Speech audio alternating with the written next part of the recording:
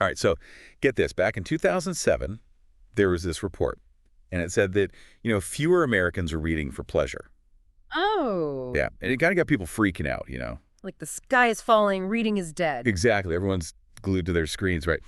But then fast forward a few years to like 2011, Mm-hmm. and bam, ebook sales just explode up 117%. So it's like, wait a minute, what's the real deal here? It does make you wonder, doesn't it? Are we really reading less, or is it more about how we're reading and like what we're getting out of it? Right. Are we just skimming the surface or are we really diving deep and connecting with the material? Exactly. That's what we're going to dig into in this deep dive. Yeah. Figuring out what's going on with reading today and, more importantly, how we can all become more thoughtful, engaged readers, even with all these changes happening around us. Love that. Sounds like a timely and crucial exploration, especially given all the noise and distractions of our modern world. For sure. And to help us navigate this whole thing, we've got this awesome book called Notice and Note, Strategies for Close Reading by Kylene Beers and Bob Probst. Ah, yes, a classic in the field. I'm familiar with their work. They've got some really insightful stuff in there.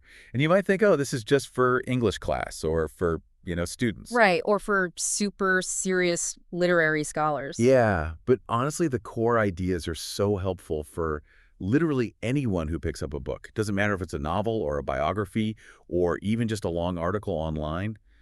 These techniques can make you a much better reader. They're about unlocking those deeper layers of meaning, aren't they? Going beyond just understanding the plot to really grasping the nuances and the author's intentions. Exactly. And what's cool is that Beers and Probst, they didn't just pull these ideas out of thin air. They did this massive research project. Oh, really? Tell me more about their process. Yeah, so they surveyed like thousands of teachers across the country to find out which books are taught most often in like middle school and high school.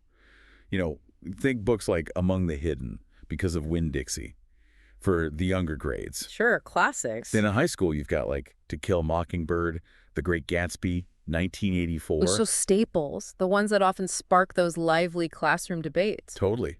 So after they got these lists of commonly taught books, they basically reread all of them. Oh, wow. That's a commitment. Right. And as they were reading, they were looking for these recurring patterns, these kind of key moments that pop up in all sorts of different stories. They called them signposts. I like that analogy, like road signs guiding you toward a deeper understanding. Yeah. So at first, they actually had a longer list of like 12 signposts. Yeah. But through, testing them out in classrooms and getting feedback from teachers, Right, refining the process. they narrowed it down to the 6 core ones that we're going to talk about today. That's a testament to their rigorous approach, isn't it? Really making sure these strategies are practical and effective for actual readers. For sure. And, their ultimate goal wasn't just about helping people identify literary devices or whatever. They wanted to help readers, and this is for you listening too, become what they call alert, observant, responsive, responsible, self-reliant readers. I love that phrase. It's so empowering, isn't it?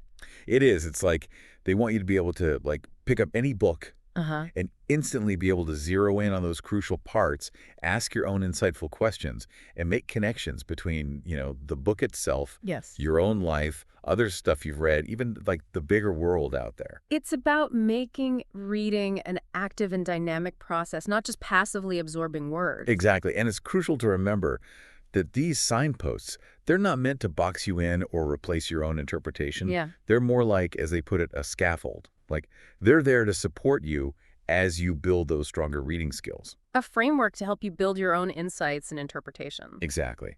Now, okay, we can't really talk about reading today without addressing the elephant in the room, which is, the whole digital shift. Right. Everyone's got a screen in their pocket these days. How could we not? And the book actually points out some interesting ways that digital reading can, in some ways, make us more connected as readers. Oh, interesting. How so? Well, think about it. With ebooks and online articles, you can highlight stuff. You can make notes right there in the text. And then you can share those thoughts instantly on, like, Goodreads or other platforms. So in a way, reading is becoming more of a communal experience. You can see what other people are thinking and reacting to. Yeah, it's like that shared experience you get from being in a book club, but amplified and accessible to anyone online. That can be incredibly enriching, seeing different perspectives and interpretations. Totally. But of course, there's also a potential downside, right? They talk about how reading on screens can sometimes lead to a faster pace, less of that deep contemplative thinking that we often associate with, really getting lost in a book. It's true. With all the notifications and hyperlinks and the constant temptation to just click on something else, it can be so hard to maintain that focus. It's like our brains are being trained to skim and jump around rather than like fully immerse ourselves in a single train of thought. Right, and that can make it harder to, truly grapple with complex ideas or just savor the beauty of language. Absolutely. It's a double-edged sword for sure. But the authors also acknowledge that there's huge value in being able to instantly access information online, you know? Oh, for sure. Need to look up an unfamiliar word or fact check something, just a quick Google search away. Exactly. So it's not all bad. But it does make you wonder, with all these changes in how we read, is fiction still relevant? Right, like why bother with made-up stories when we have access to all this real-world information at our fingertips? And you know what?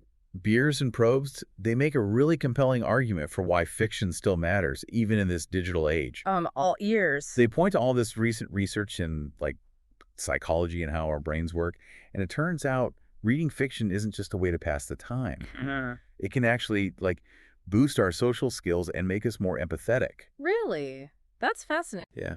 There's this researcher, Keith Oatley, and his work suggests that when we immerse ourselves in like the lives and experiences of fictional characters, it's almost like we're practicing those social and emotional skills. Like a mental workout for empathy and understanding. Exactly. It's like putting yourself in someone else's shoes. Yeah. And that helps us become more attuned to the feelings and perspectives of others in real life. So it's not just escapism, it's actually building crucial life skills. Right. And they argue that a well-written story can do so much more than just entertain. It can actually change how we see the world and how we connect with other people. Powerful stuff. It speaks to the profound impact that art can have on us. For sure. Now, another big idea they tackle in the book is this concept of rigor. Uh-huh. I feel like that word gets thrown around a lot in education, but what do they mean by rigor in the context of reading? Yeah, it's often misunderstood, right? People think it just means reading hard books. Like the longer and denser the text, the more rigorous the reading experience. Exactly. But Beers and Probst, they challenge that notion. They say rigor isn't about the difficulty of the book itself, but about how deeply you're engaging with it, regardless of what you're reading. So it's more about the quality of the interaction between the reader and the text. Exactly. They use this really helpful analogy of weightlifting. Like imagine you've got a barbell. Okay. That same barbell can be like super challenging for someone who's just starting out, Mm-hmm.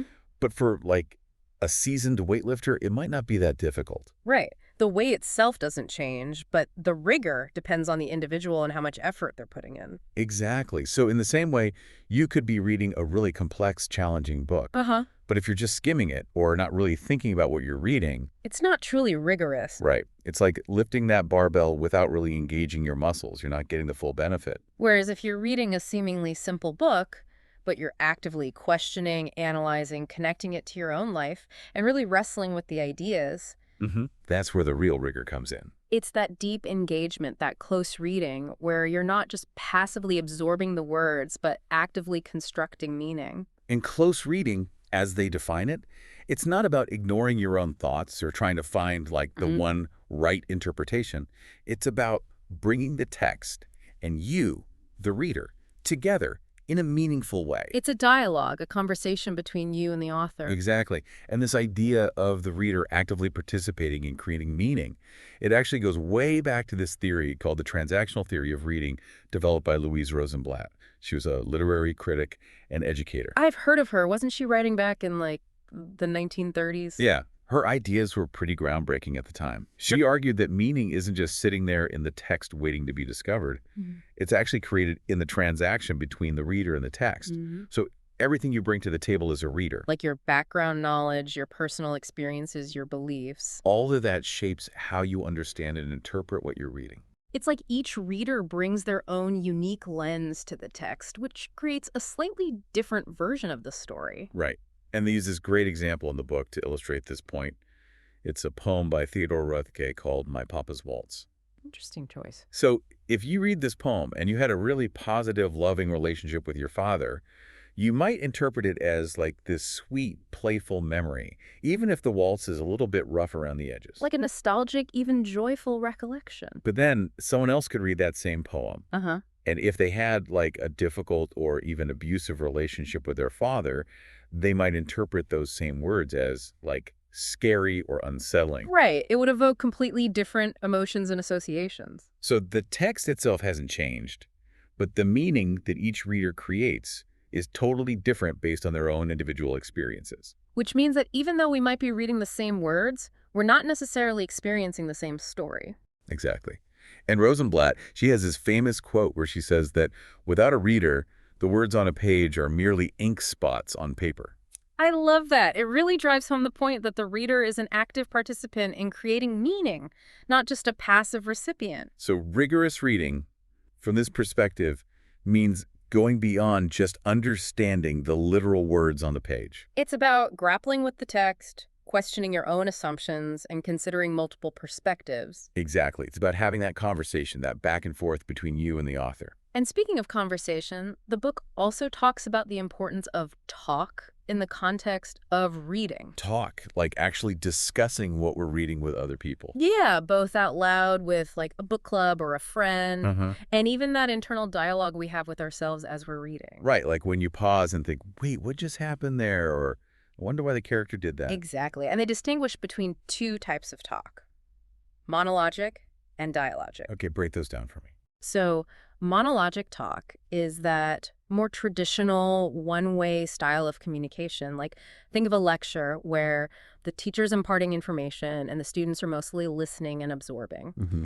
Often there's this assumption that there's one right interpretation, and the goal is to figure out what that is. Okay, so what about dialogic talk? What's that like? Dialogic talk is more open-ended and exploratory. It's about asking genuine questions where you don't necessarily know the answer beforehand. Uh-huh. It's about bouncing ideas off each other, sharing different perspectives, and co-constructing meaning. So it's more collaborative and less about finding the right answer. Exactly. And there's actually research that suggests that students in classrooms where dialogic talk is encouraged, they tend to ask more questions, and they actually perform better academically. That makes sense when you feel like you can really engage with the material and ask those deeper questions. You're more invested, more curious, more likely to remember and apply what you're learning. Totally. So what's the takeaway here for our listeners? How can we be more dialogic in our own reading? It's about cultivating that inquisitive mindset. Don't be afraid to ask why and to consider multiple possibilities. And if you have the opportunity to discuss what you're reading with others, even better. It's like turning reading into a conversation, both with the text and with other people. Exactly. And that brings us to the heart of notice and note, the 6 signposts themselves. Right. Finally, let's get to the good stuff. I'm ready to hear about these signposts. These are the recurring patterns, those key moments that Beers and Probst identified as being super important for understanding stories, and they can be just as helpful for nonfiction too. Awesome. So let's break them down one by one. First up, what's the deal with contrast and contradictions? So this one is all about those moments when a character does something that totally goes against how you'd expect them to act based on what you already know about them. Okay, so if a character who's always super shy suddenly gives this big, bold speech. Exactly. Or if the tough guy suddenly shows a moment of vulnerability. Got it. So when we spot one of these moments, what should we be asking ourselves? The key question here is, why would the character act this way? Because this unexpected behavior, it often signals some kind of important change happening within the character, or it might reveal something we didn't know about them before. Mm-hmm. Makes sense. Like in The Watsons Go to Birmingham, 1963, there's this scene where Byron, the older brother, he's usually tough and kind of a bully, but then he does this really tender thing at the Bird. Oh, interesting. And that contrast, it gives us this whole new understanding of his character and his inner struggles. That's cool. Okay, what about the next signpost? What's an aha moment? This one is pretty straightforward. It's that moment when a character has this sudden realization, like a light bulb goes off in their head and they finally understand something important. Okay, so the classic eureka moment. Exactly. You'll often see phrases like, suddenly I understood, or it all became clear. Got it. So what's the question we should be asking ourselves when we spot an aha moment? The big question is, how might this change things? Because these realizations, they rarely happen in a vacuum. They usually have some kind of impact on the character's actions or their relationships or even the plot itself. Right, it's like a turning point. Exactly. Okay, the third signpost is tough questions. Ooh, sounds intriguing. What are those all about? So this is when you see a character, especially a younger character, Really wrestling with a difficult question, something that doesn't have an easy answer. Okay, like a moral dilemma or something. They could be, yeah. Yeah. Or it might be about their identity, their purpose, their relationships. And sometimes it's phrased as a direct question, and other times it's more like an internal struggle, like, what should I do? Or I wonder if. Got it. So when we encounter a tough question, what should we be thinking about? The anchor question here is, what does this make me wonder about? Because these moments of uncertainty, they give us valuable insight into what the character is going through, what their values are, and what the author might be trying to explore in the story. So it's not just about the question itself, it's about what it reveals about the character and the bigger themes at play. Exactly. For example, in Esperanza Rising, when Esperanza is questioning why her father had to die, it shows us the depth of her grief and her struggle to make sense of this huge loss. That makes sense. Okay, on to the next signpost. Words of the wiser. Yes. This one is all about those moments when a character receives advice or guidance from someone who's like older and wiser. Okay, so like a mentor figure. Often, yeah, it could be a parent, a grandparent, a teacher, even just like a random stranger who imparts some wisdom. Got it. So what should we be paying attention to when we encounter these words of the wiser? The key question to ask is, what's the life lesson here, and how might it affect the character? Because these pieces of advice, they often highlight a central theme of the book, and they can really shape the character's choices and actions moving forward. So it's not just about the advice itself, but about how the character receives it and whether they actually take it to heart. Exactly. In writing Freedom, there's a moment where Charlotte, who wants to be a stagecoach driver, she gets this advice from Vern about learning from every fall. Interesting. And it's not just about like literally falling off a horse. It's a metaphor for, facing challenges and getting back up stronger. I like that. Okay, what about the fifth signpost? Again and again. So this one is all about noticing repetition in the text. It could be a word or a phrase or an image or even a whole situation that keeps coming up over and over. Okay, and authors don't usually do that by accident, right? Right. When something is repeated again and again, it's usually for a reason. So what should we ask ourselves when we spot this kind of repetition? The key question is, why does this keep happening?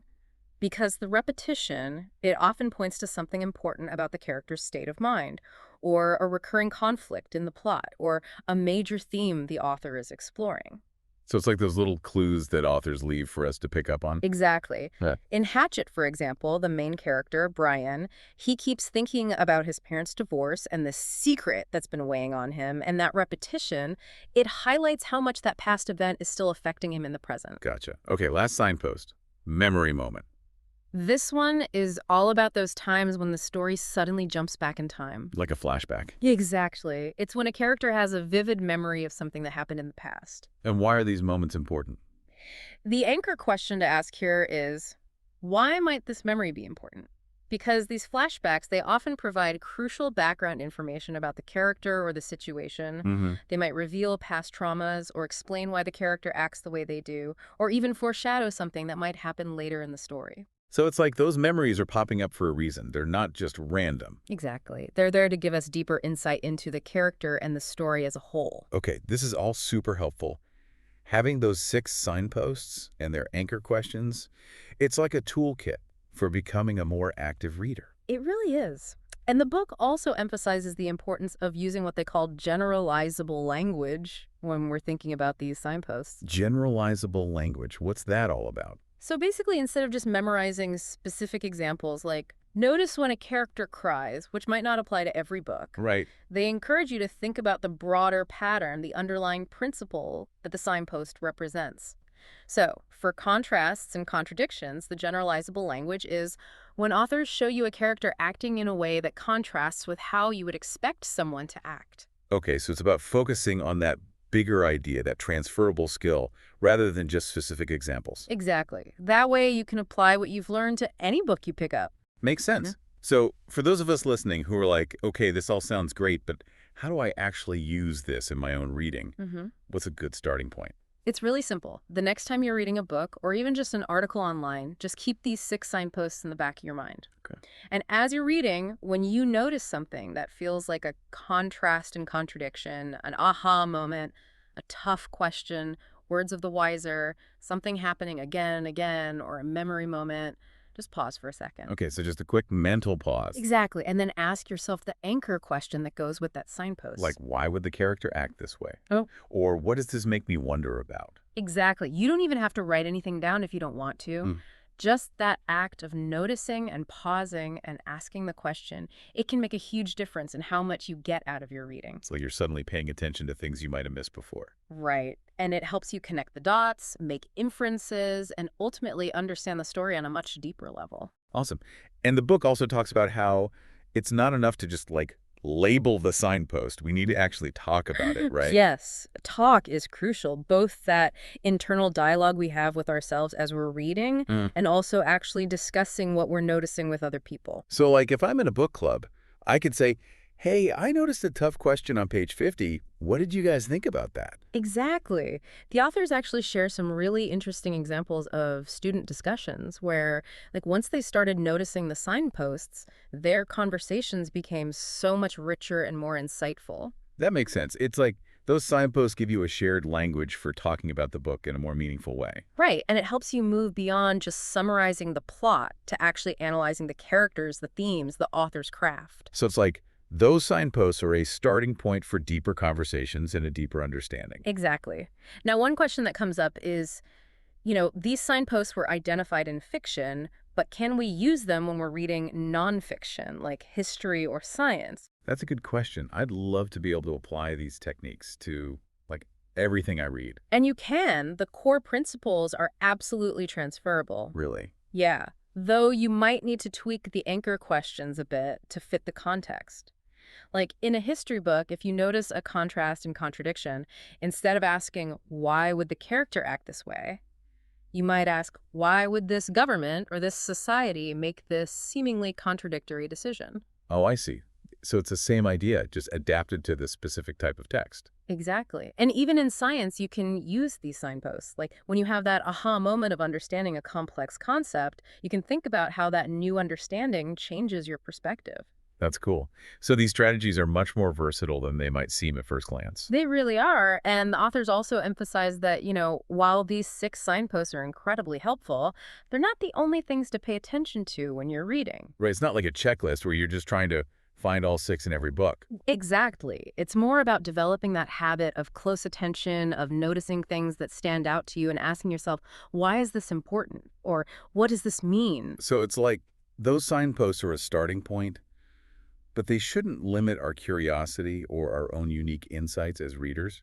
For sure. It's about becoming more aware and engaged with everything we read, whether it perfectly fits a signpost or not. So to bring it all back to this idea of lifelong learning, why is this habit of noticing and noting so important? Because it cultivates that sense of curiosity, that desire to understand, that ability to think critically, which are all essential skills for, navigating this complex world we live in. It's like you're training your brain to be more active and engaged, not just with books, but with everything you encounter. Exactly. And that's something that goes far beyond the classroom. It's something that will benefit you in every aspect of your life. Absolutely. So to wrap up our deep dive into Notice and Note, the key takeaway here is that by actively looking for these 6 signposts, contrasts and contradictions, aha moment, tough questions, words of the wiser, again and again, and memory moment. Don't forget those anchor questions. Those are key. Right, and by engaging with those anchor questions, we can transform our whole reading experience. It's not just about passively taking in the words. It's about actively creating meaning and making connections. It's about turning reading into a truly enriching and transformative experience. Exactly. So our challenge for you listening is to pick 1 or 2 of these signposts Or all 6 if you're feeling ambitious. and really try to focus on them during your next reading session. See what happens.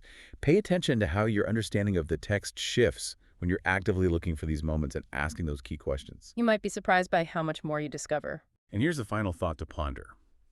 Now that you have these tools for deeper reading, what new insights might you uncover in books you've already read? And how might this more active, engaged approach to reading actually change how you see the world around you?